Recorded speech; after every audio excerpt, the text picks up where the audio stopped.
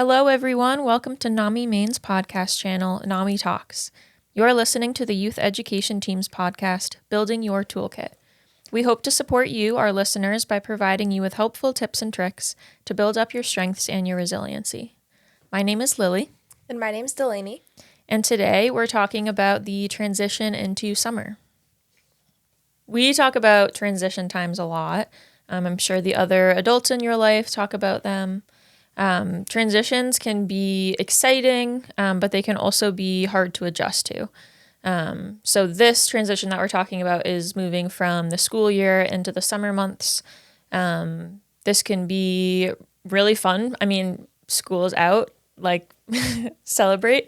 It's bringing on going to the ocean, maybe going to a pool, the warmth. I know we all are tired from the long winter, but it can also mean losing certain things that go with the school year. So we might be losing some routines where every weekday I get up at the same time and I eat the same breakfast and I get to school at the same time. Or maybe you have after school activities that you do every Wednesday and that regular schedule might be helpful for you. This transition can also mean losing access to things that you might have at school. Maybe that's the lunch program. Maybe that's certain adults in your school that are really supportive of you, are your buddies. It can mean that you don't get to see some of your friends for maybe all of the summer. What we want to talk about today are some tips and resources for you to continue building your toolkit, building up your strengths, and maintaining wellness over the summer. So today we're hoping to talk about some ways that we can fill those gaps in structure or routine throughout the summer. We know that maybe some of your friends are going to summer camp or doing sports this summer or going on vacation with their families. But we know that not all of us get to do those things. I know I, for one, am not going on any vacations this summer. So we're going to talk about some of the different ways that you can lean on your wellness toolkits and tap into your sources of strength in order to maintain your wellness this summer. One program that we offer at NAMI is called Sources of Strength, and that's based around an entire wellness wheel.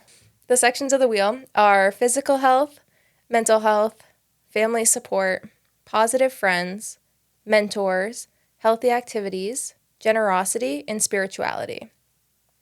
So we know that when we are going through the transition of the school year into the summer, that the people who usually support you, whether it's your friends, your teachers, other adults in your life, might not be in your life in the same way throughout the summer as they usually are during the school year. So we're going to focus, Lily and I, on talking about some of the different ways that you can lean on these strengths independently without necessarily needing the support of someone else, but obviously things that you can do that you can invite other people into as well.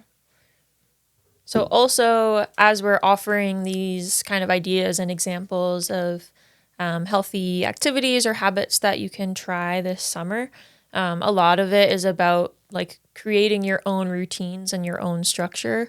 I know I remember being in school and having so many activities and always doing a sport after school. And then in the summer, it's like, I don't know what I'm supposed to do with myself.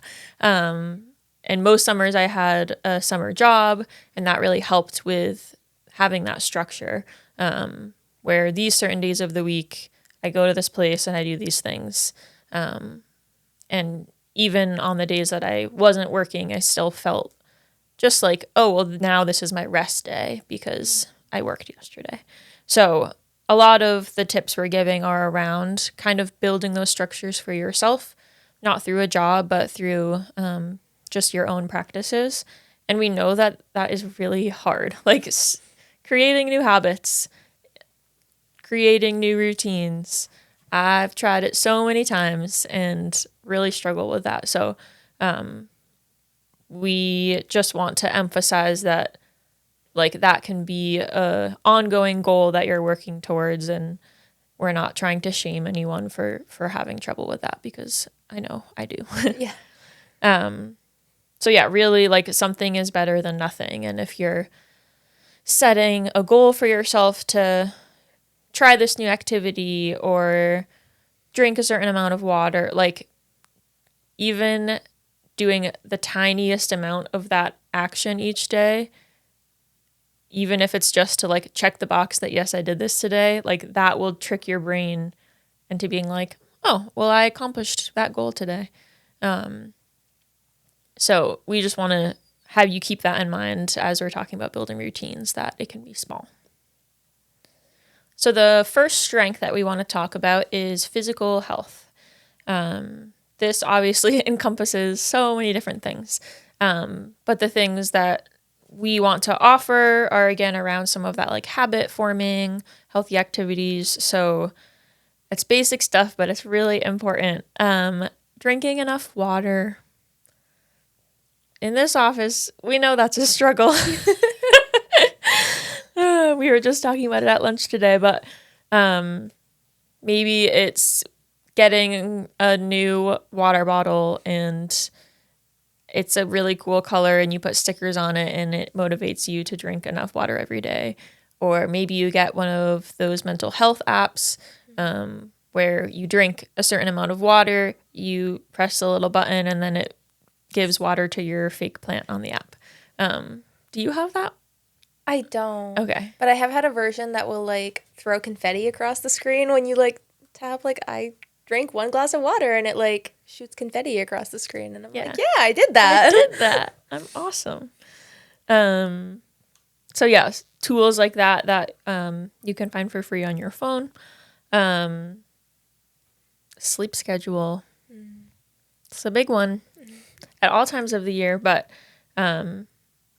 not having the demand in the morning of you have to get to school at a certain time, it can be really easy to slip into like staying up later and waking up later. And I know like that totally works for some people, but it can easily create a domino effect where then you're really tired because last night you were up until 2, and so you skip breakfast or you sleep through breakfast. And yeah, it can lead to more challenges through the day. I know it's annoying, but the people that are always recommending it, they're right. Sleep schedules are really important.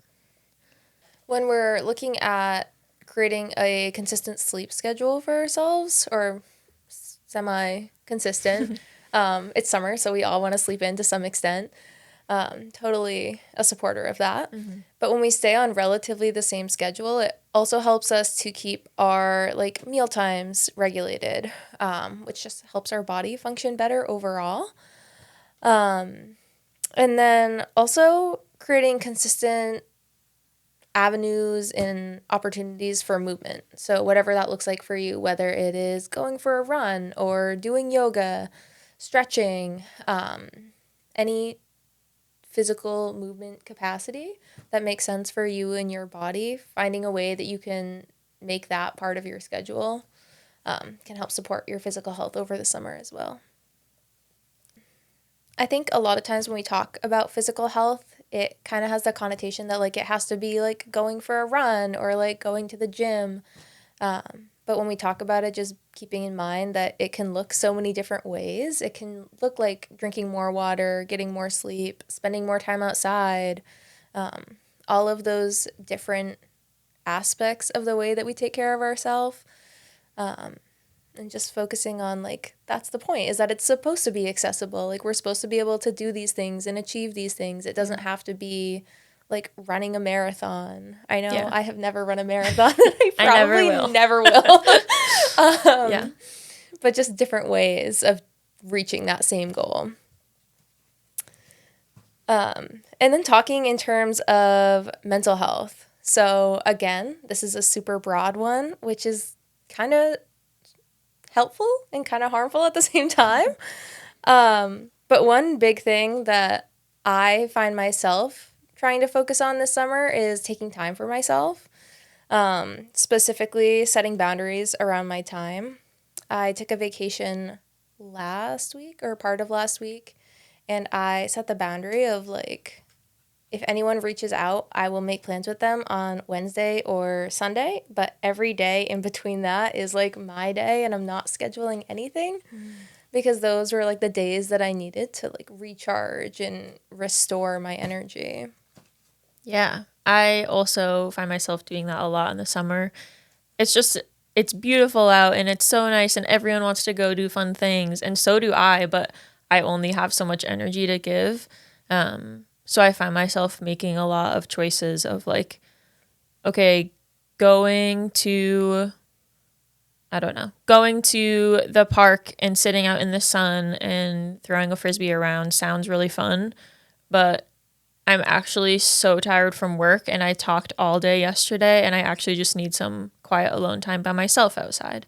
So just things like that. And when we talk about boundaries, I think of it as like knowing my own limits, kind of like the boundaries of myself, and how much I can be giving to other people and really trying to honor that. So if I know that, sure, I could say yes to this social thing with friends, but I also have some planned for tomorrow and I actually need tonight to recharge.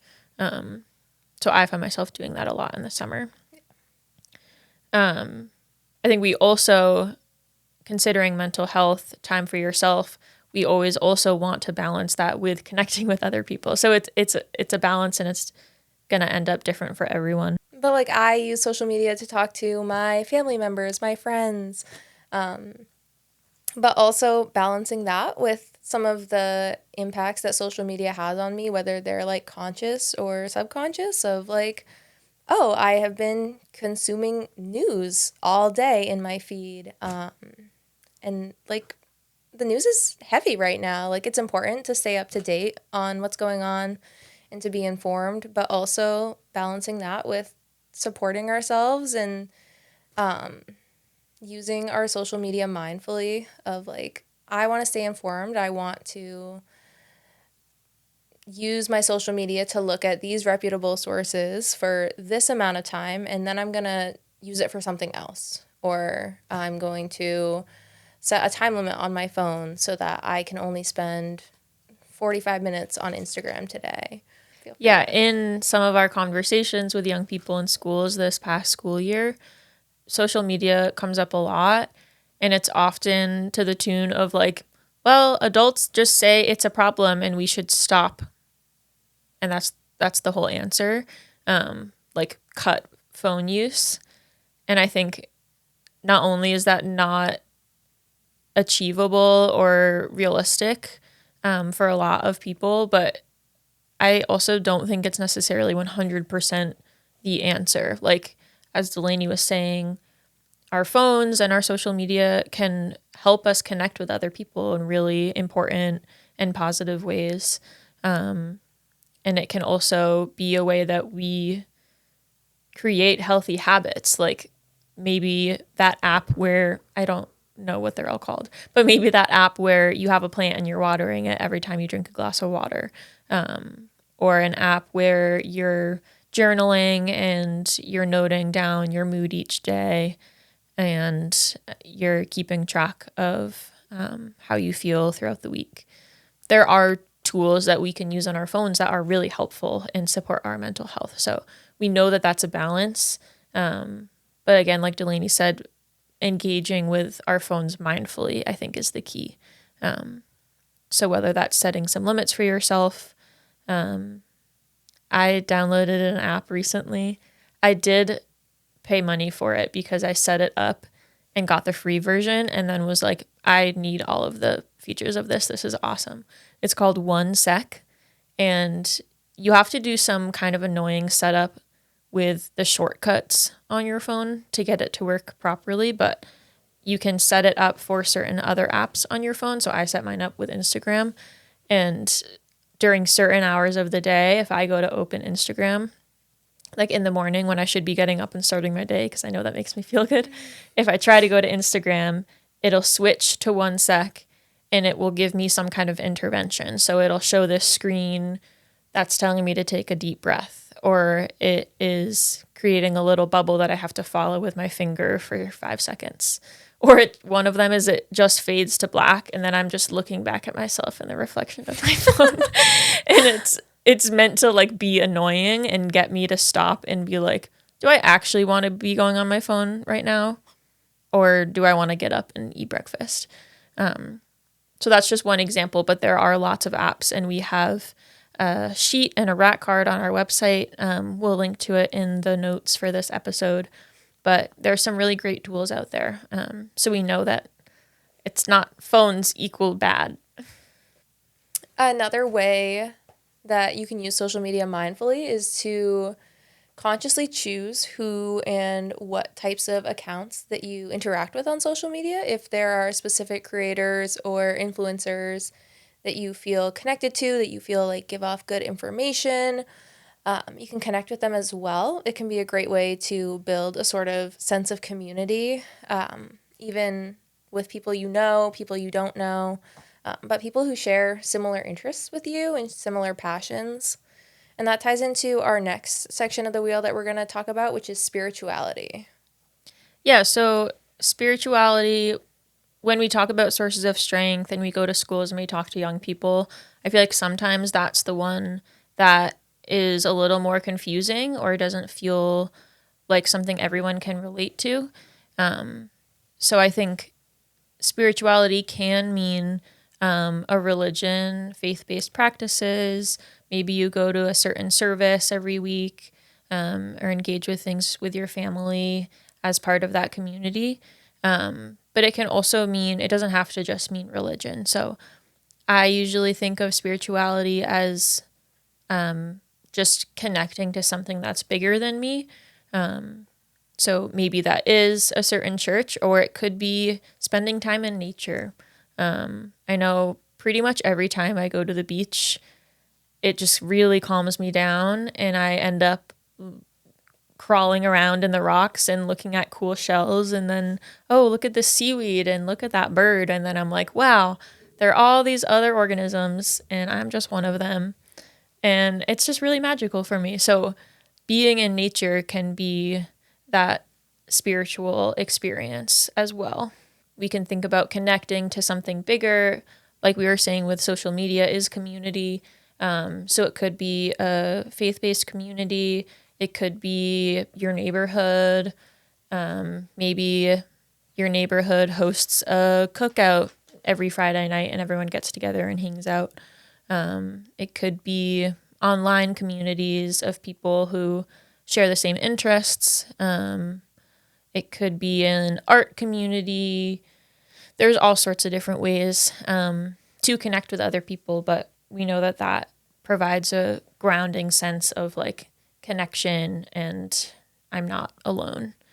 The last one we wanted to talk about is journaling. For me, this feels like spirituality because I'm kind of taking time for myself to reflect and zoom out on my life in a way. So maybe it's just getting some thoughts out that are stressing me out, or it could be more creative writing. But I think that can be a really helpful tool for a lot of people and can be something that you do on your phone. Like I know there's a lot of great apps for journaling and writing as well. Lily, you had mentioned using like our hobbies as a way to connect with other people and form like a sense of spirituality. We can also tie that into generosity as well. I think a lot of times when I know, at least when I think about generosity, the first thing that comes to my head is like money and like giving money, giving like financial support to people. But it doesn't necessarily have to be that. And honestly, there are so many more examples of generosity that don't involve money than there are that do, which I think is interesting. I know when I think of generosity now, I think about like volunteering, whether it's for like an organization or a cause that you support, or whether it is like helping your grandparents like rake their lawn, rake the leaves. Another way that you can be generous, the three that we use are being generous with your time, being generous with your talents, and being generous with your treasures. So we all come into whatever spaces we enter with our own set of talents. So I went to Home Depot the other day to buy an air conditioner, and I got the air conditioner onto the cart and like wheeled it out to my car. And some stranger came over to me and was like, "Hey, like, can I help you put that in your car?" And I was like, "Yeah, honestly, Please. that would be amazing." Um, the physical strength and like physical support aspect of it was a strength that he was bringing that I did not possess, nor will I ever probably possess. So just looking at how generosity ties into like those random acts of kindness and how good it feels to like be on the receiving end of those random acts of kindness, but also like to see the smile on his face when he was able to help me and see that like helping me helped him feel good too. So turning the different things that we have into ways that we can support others as well. So we talked about volunteering our time. We talked about being generous with our talents. But we can also be generous with our treasures. So that might include donating money when we're able. But that could also be cleaning out our closet, doing some spring, summer cleaning activity, and donating the things that we don't use anymore or the things that we don't need. So being generous with the things that we own and how those could support someone else. I also think I've been on the receiving end of this generosity, but my roommate and I have been excited about having plants on our back porch. And more than once now, we've gone for walks in the neighborhood, and people are just giving out free seedlings on their step, which is really sweet. Doesn't really cost any money because your plant's gonna do that anyways. And it just is a really nice little surprise to come across, and then we get to benefit from it. So also when we talk about donating time by maybe volunteering somewhere, that can also be a great way to add in some structure and routine into your summer. So instead of going to school, or maybe if you don't have a summer job of some kind, doing a regular volunteering gig, like maybe at the local food pantry or the local animal shelter, it can be a way for you to find that routine and create structure in your day. I think even just doing something like that for an hour or a couple of hours helps me segment my day into like before that thing and then during that thing and then after that thing. Like honestly, even just going out and doing any of these activities, then it's like, okay, then I come back home and now I'm relaxed and now my brain can let me like be in evening time. So just all sorts of activities like the ones we're talking about, whether you do them regularly and build a routine or not, can be really helpful for creating some of that structure. And we've listed so many options. Yes. I always leave these conversations with like a new goal, because like now after you've been talking about like drinking water, I'm like, I'm gonna start carrying a water bottle again. Like I'm gonna start doing that, and I'm gonna start drinking water every day. I think the main point that we're trying to get across is that we want you to try something new. We listed a whole bunch of options of activities. Some of them might work for you and some of them might not. Take what works, give it a shot, leave what doesn't. Some of the things that we list, I'll be honest, I don't do them myself. They don't work for me. But other things that we listed work great and are super helpful for me in building my routine. And also with that, coming back to the sources of strength wheel, you could look at this wheel and think about the kind of the categories of types of strengths and think about one that you want to grow. So maybe it's the spirituality aspect. If you're interested in what we've shared about it and you're like, I haven't thought about it that way, I want to try to work on that, then maybe that translates to a goal of yours being to find some kind of community gathering in your town and start attending. Or maybe you want to start a new journal and start with a new intention of using it regularly. Also, if you have attended any of our mental health programming, then you have probably received a wellness toolkit. So these also have different activities, different ways that you can check in on your mental health, hold yourself accountable for taking care of your wellness, and just give you some general mental health tips for supporting yourself. So these are a great resource as well if you have one, and if you don't. If you don't, then hopefully we'll be visiting your school in the coming school year. We're always looking to visit more students and connect with more young people through our programming. And we often bring these wellness toolkits with us and give them out for free. That's all for today's episode of Building Your Toolkit. We hope we were able to provide you with a new tool that you can use to reframe your thinking and support your mental health. Make sure to follow NAMI Talks wherever you listen to your podcasts. And if you like this episode, make sure to like and share. Thank you for listening. Thank you.